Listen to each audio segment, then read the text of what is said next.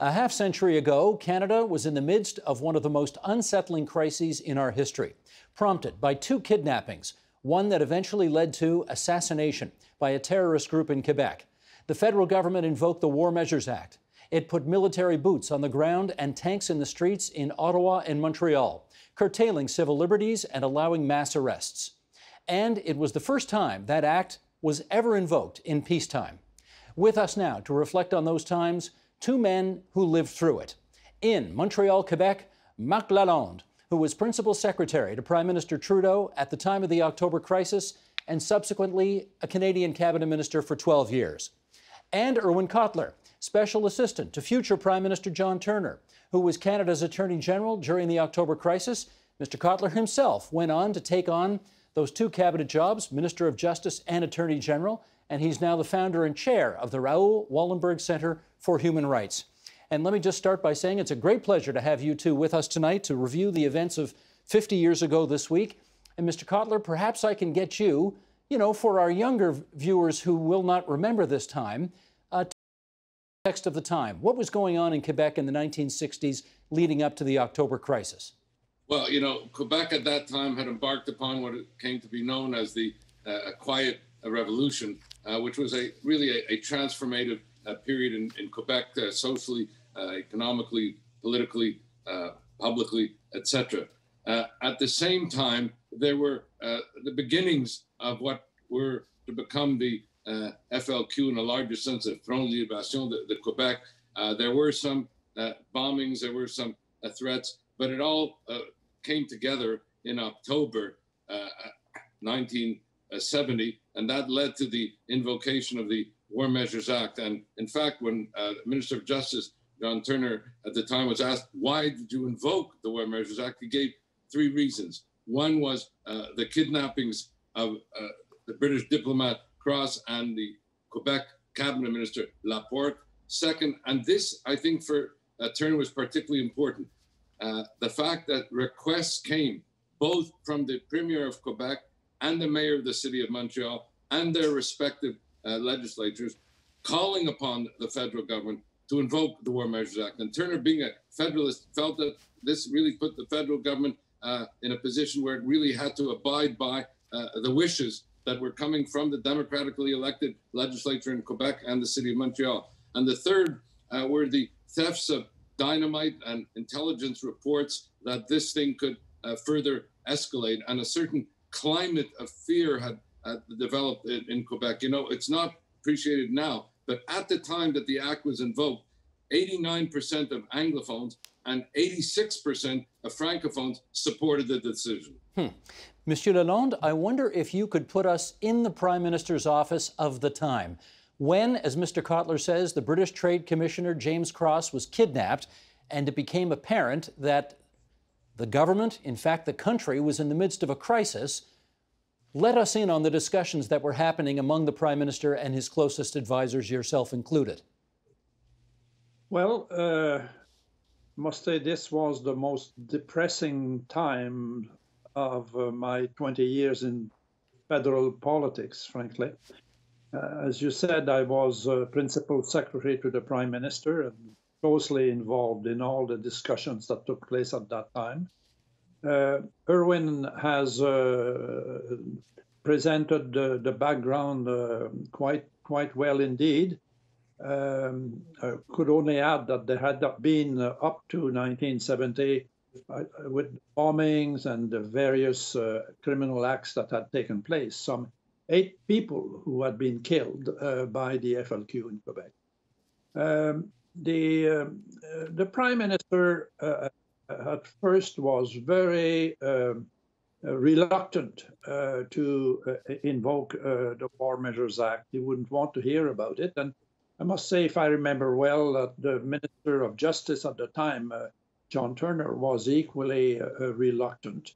But the advice we got from the Department of Justice at the time was that there was no other legislative alternative to the War Measures Act. There was no federal legislation that would have allowed to grant powers to provincial authorities and municipal authorities, and particularly their police forces, to take special action that were not the normal actions to be taken under the criminal code. So, but in the end, as Irwin has mentioned, there was a great deal of pressure coming from the Quebec government and the authorities in Montreal who were on the front line. And they were calling ministers. I remember Mr. Bourassa calling the Prime Minister of Canada 5, 6 times, pressing him to act. There was a great deal of, there was an emergency and action had to be taken immediately.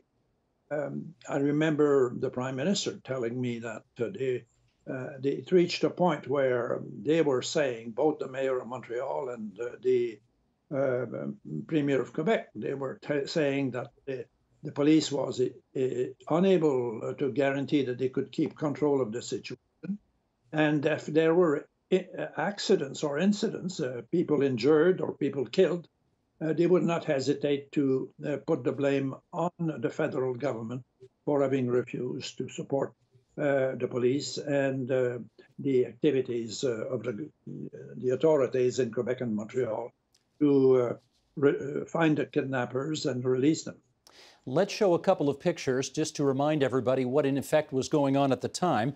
Sheldon, we're in the middle of page 2 here. Let's bring these up because between 1963 and 1970, there were more than 200 FLQ bombings and dozens of robberies in the province of Quebec. 6 people had been killed. This picture is one of those bombings. It was in February of 1969 inside the Montreal Stock Exchange. 27 people left injured. And then there was this very iconic moment. This is June 25th, 1968, the Saint Jean-Baptiste parade. It turned into a riot. Demonstrators tried to hurl rocks and bottles at Prime Minister Trudeau. They tried to get him to leave that reviewing stand. He refused. He insisted on staying and watching. He wasn't going to be intimidated away. Mayor Drapeau of Montreal is sitting next to him. Mayor Drapeau's house, 3 months later, would be bombed by the FLQ. Irwin Cotler, how significant were these events ultimately in Prime Minister Trudeau deciding to invoke the War Measures Act?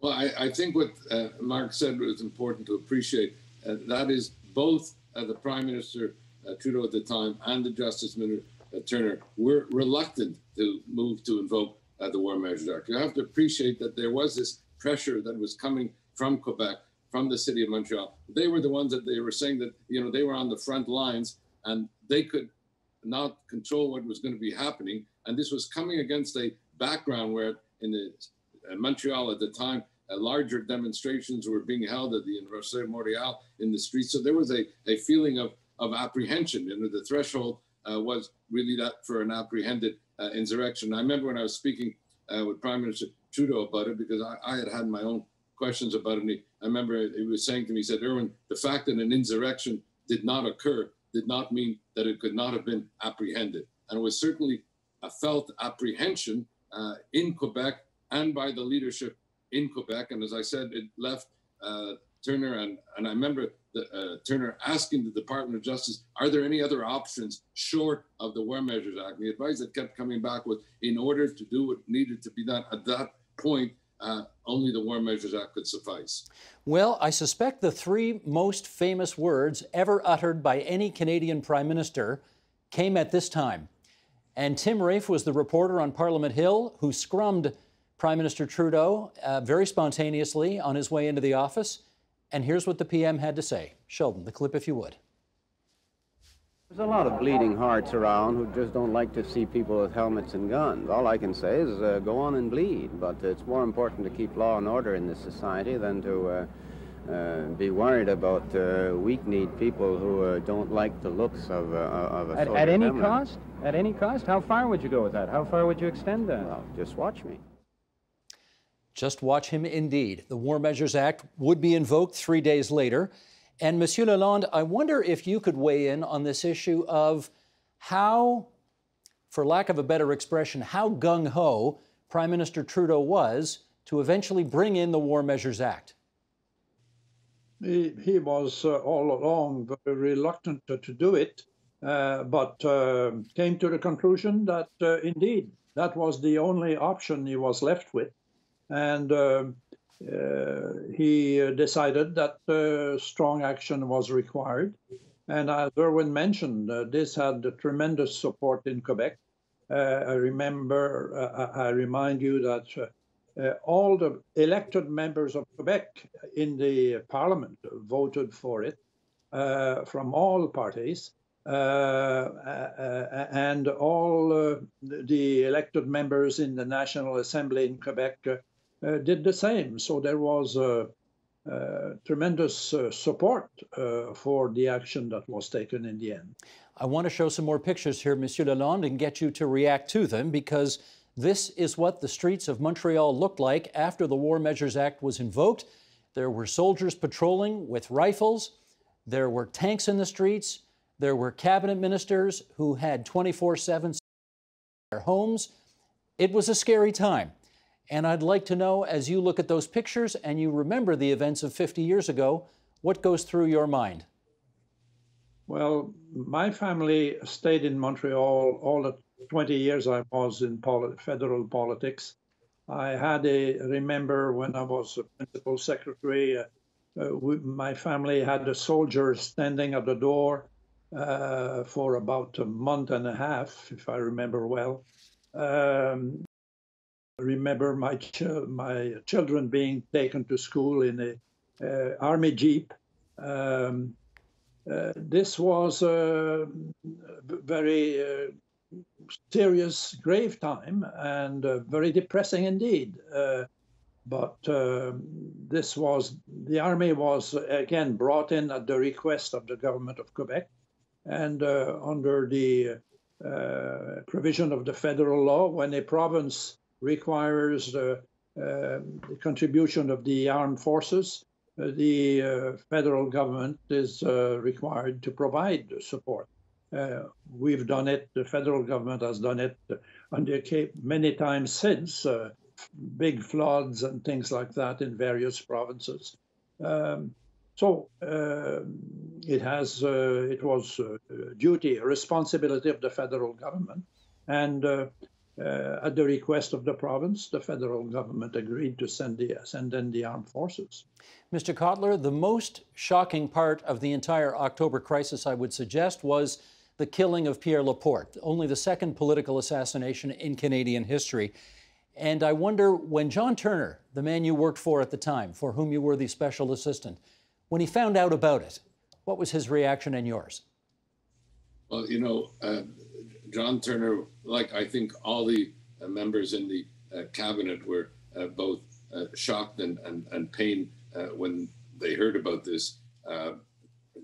This was part of the atmospherics that were then riveting Quebec. You know, I was at that point, while I was a special assistant to Turner from 68 to 70, I had then taken up a position at Osgoode Hall Law School as a professor there. So at the time of the War Measures Act, I was at Osgoode Hall Law School. I'm traveling to Ottawa 2 days a week, and the atmospherics were different. In Quebec, there was the atmospherics, as Marc Lalonde described. In Osgoode Hall Law School, there was the kind of academic critiques of what was happening in Quebec, namely that the arrests were arbitrary, lack of due process, etc. But if you were in Quebec, the mood, and I went to Quebec at the time, the mood was entirely different. And I think an important point is that all the members of the legislature from Quebec and the Quebec members of the federal parliament not only all supported this, but all called for this decision to be made. And so if the decision to invoke had not been made, one could have said that the government would have been acting in an anti-democratic way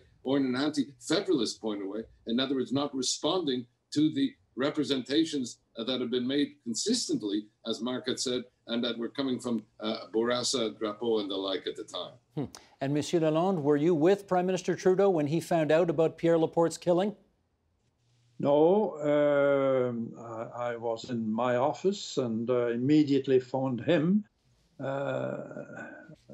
We were both devastated by such an event, frankly. we had, with the government of Quebec, had started negotiations with our agreement on trying to get release of the two hostages.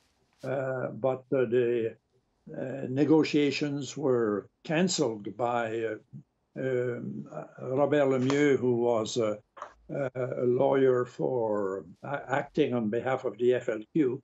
And these negotiations were canceled, in fact, on the 15th of October, the day before the War Measures Act was invoked. And a few days later, Laporte was killed. We were totally shocked, and it was just unbelievable. We were devastated by that event, I must say. I should follow up with this because in the last few days, Pierre Laporte's son has made public the following statement. He felt that his father was, in some respects, a sacrificial lamb to the whole process, that the government, in essence, sacrificed him in order eventually to get to the finish line in this crisis.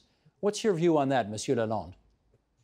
Well, I have a lot of sympathy for Mr. Laporte's son, and I can understand his that he's still grieving about it. But his analysis does not correspond to the facts.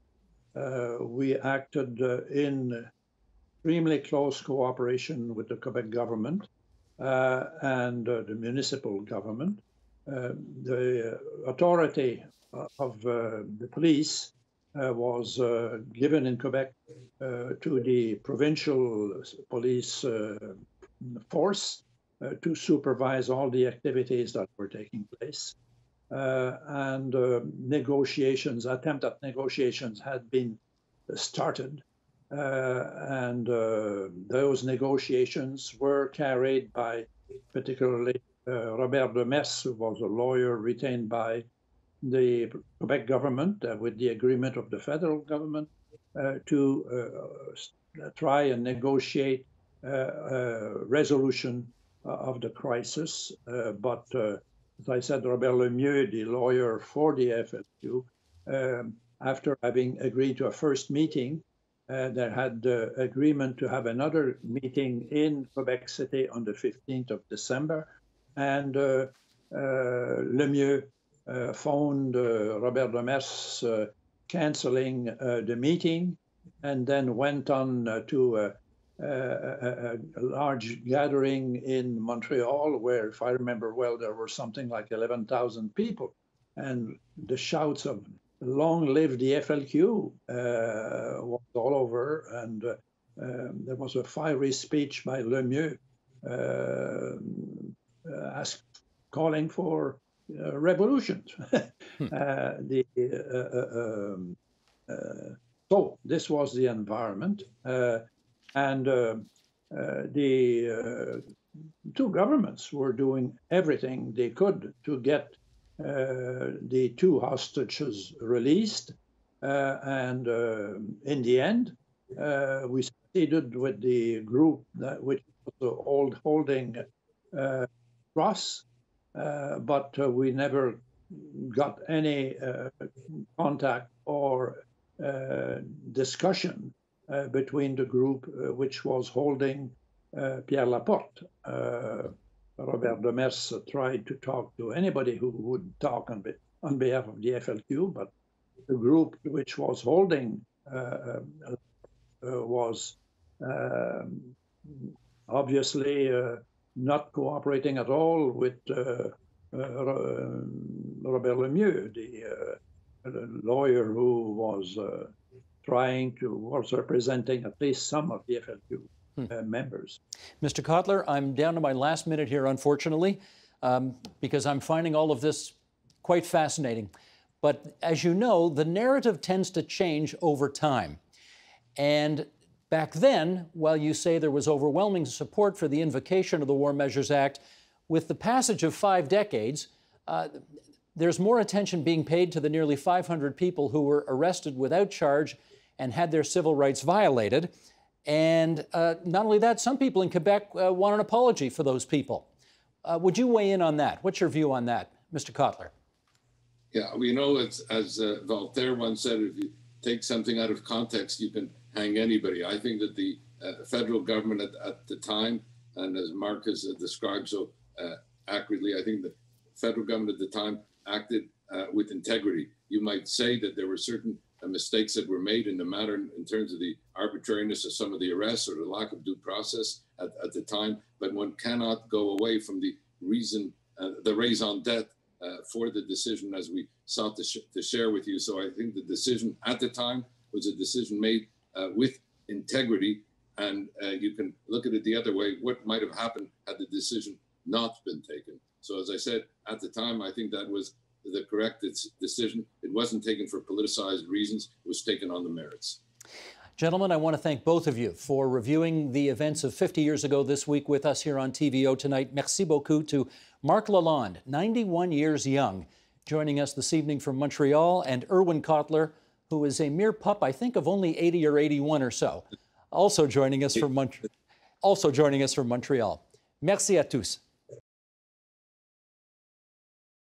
The Agenda with Steve Paikin is brought to you by the Chartered Professional Accountants of Ontario. CPA Ontario is a regulator, an educator, a thought leader, and an advocate. We protect the public. We advance our profession. We guide our CPAs. We are CPA Ontario. And by viewers like you. Thank you.